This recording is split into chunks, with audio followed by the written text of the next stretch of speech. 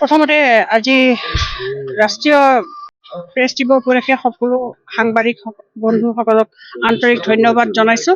আজি আমি ৰাষ্ট্ৰীয় প্ৰেছ দিৱস উপলক্ষে আমি কোকৰাঝাৰ প্ৰেছ ক্লাবেও অনুষ্ঠিতভাৱে আমি আয়োজন কৰিছোঁ। আৰু এই সন্দৰ্ভত এটা কথা আমি ক'বলৈ বিচাৰোঁ, সমাজৰ ৰাইজলৈ এটা কথা আহ্বান যে আমাক সাংবাদিকসকলক মুক্তভাৱে কাম কৰিবলৈ দিব লাগে। তেতিয়াহে এটা অঞ্চল বা এখন ৰাজ্যই হওক দেশেই হওক তেতিয়াহে এটা উন্নয়ন হ'ব। কিন্তু সাম্প্ৰতিক পৰিস্থিতিত অৱস্থাত দেখিবলৈ পোৱা গৈছে যে আমাৰ হাত ভৰি যেন বন্ধা। আজি কিছুদিনৰ পৰা তেনেকুৱা হৈছে, যদি কিবা এটা অসামাজিকমূলক কাম কাজে হওক বা কোনো দুৰ্নীতি বিৰোধী যদি কেতিয়াবা বাতৰি পৰিৱেশন কৰিবলগীয়া হয়, তেতিয়াহে সেইটো আমাৰ ওপৰত প্ৰেছাৰ আহে। আৰু এনেকুৱা দেখা যায় আমাৰ বহুত সাংবাদিক এই এনেকুৱা কাৰ্যকলাপৰ কাৰণে বহুত সাংবাদিক আমাৰ আক্ৰমণৰ বলি হৈছে। যাতে এনেকুৱা ধৰণৰ পৰিস্থিতি নহয়, সেইকাৰণে চৰকাৰকো আমি আহ্বান জনাইছোঁ আৰু আমাক সাংবাদিকসকলক মুক্তভাৱে আমাক কাম কৰিবলৈ দিবলৈ লাগে। आज नेशनल प्रेस डे है।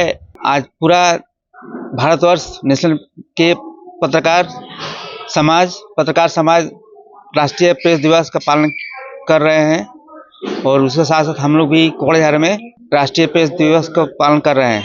मतलब कोकराझार प्रेस क्लब और हमारे यहाँ पर एनटीपीसी के सहयोग से हम लोग राष्ट्रीय प्रेस दिवस का पालन कर रहे हैं। और राष्ट्रीय प्रेस दिवस हम पत्रकार बंधुओं के लिए बहुत ही महत्वपूर्ण दिवस है।